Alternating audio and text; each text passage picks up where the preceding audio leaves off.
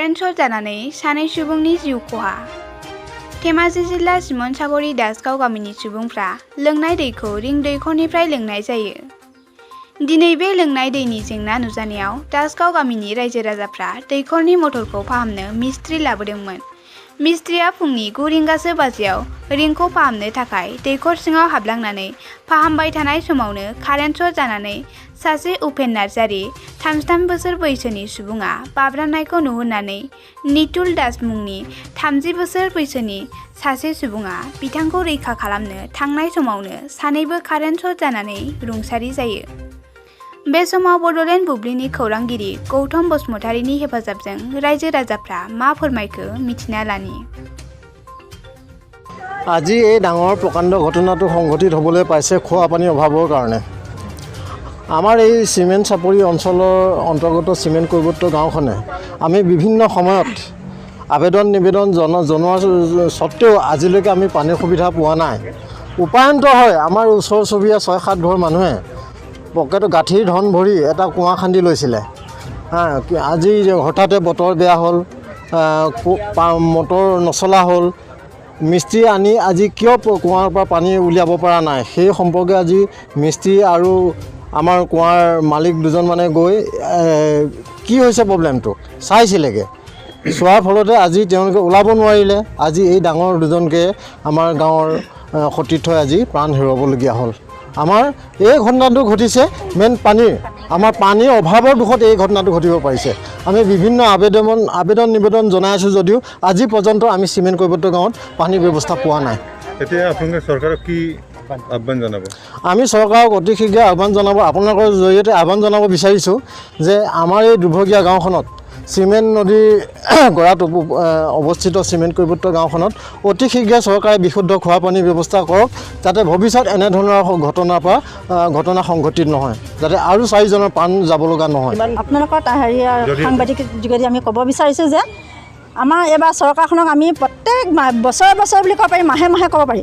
আমি জোনাইত আমাৰ যিটো পাব্লিক হেল্থ অফিচ আছে, আমি তাত গৈ পিনে মই নিজে গৈ পিনে দৰখাস্ত দিছোঁ যে আমাৰ খোৱা পানী ইমান অভাৱ হৈছে, ল'ৰা ছোৱালীৰ কাৰণে আমাৰ দুখ লাগে। কাৰণ কেলৈ নদীত গৈ পিনে আমি পানী খাবলগীয়া হয়, পানী বুকিবলগীয়া হয়, গৰাটো আমাৰ থিয়, তাত আমাৰ অথাটো কষ্ট হয়। গতিকে আপোনালোকে আমাক অতি শীঘ্ৰে খোৱা পানীৰ ব্যৱস্থা কৰক।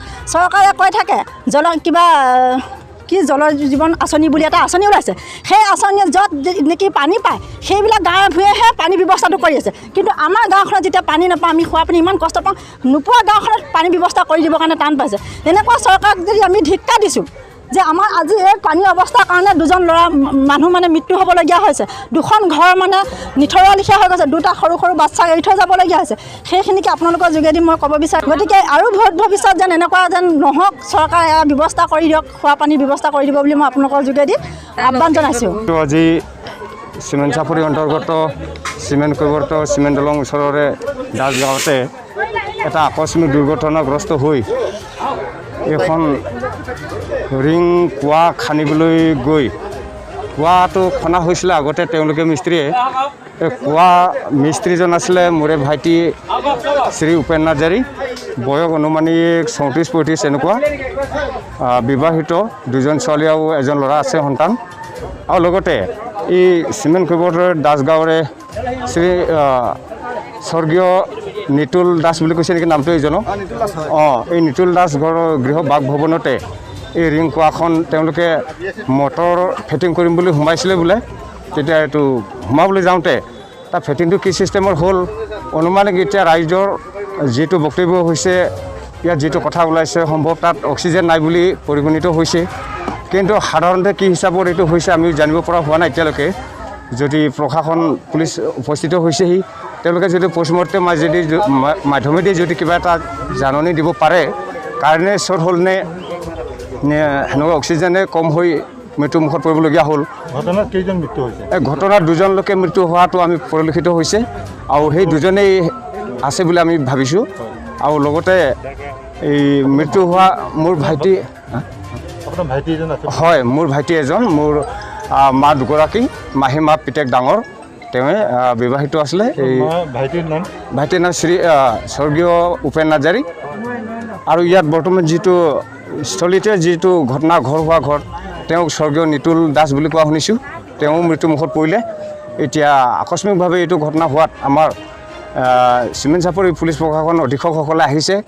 তেওঁলোকে আহি বহুতো আমাক তেওঁলোকে উদ্ধাৰৰ কাৰণে যুঁজা লগাই বৰ্তমান তেওঁলোকক উদ্ধাৰ কৰিব পৰা হৈছে।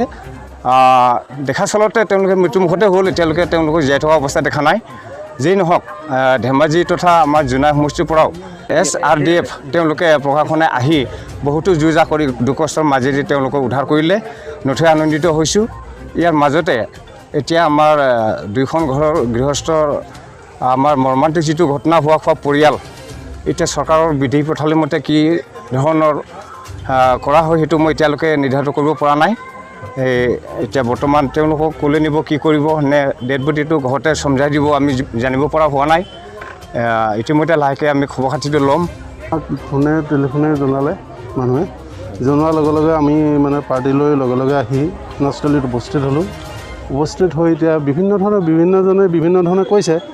আমি মানে সবিশেষ জনামতে কিবা অলপ খান্দিব বিচাৰিছিলে নেকি নাটটোৰ তলত পানী নোলোৱাৰ কাৰণে। সেইটো কাৰণে এজন মিস্ত্ৰী সোমাই গৈছিলে তাত। সেইজনক বচাবলৈ গৈ পিছৰজন মানে মালিক নিতুল দাস যিজন, তেওঁ পিছত নামি গৈছিলে তালৈ, সেই বুলি আমি জানিব পাৰিছোঁ। কুঁৱাটোৰ উচ্চতা কিমান হ'ব? কিমান দ হ'ব? প্ৰায় 30 ফিটমান হ'ব নি? হয়, 36 এনেকুৱা হ'ব।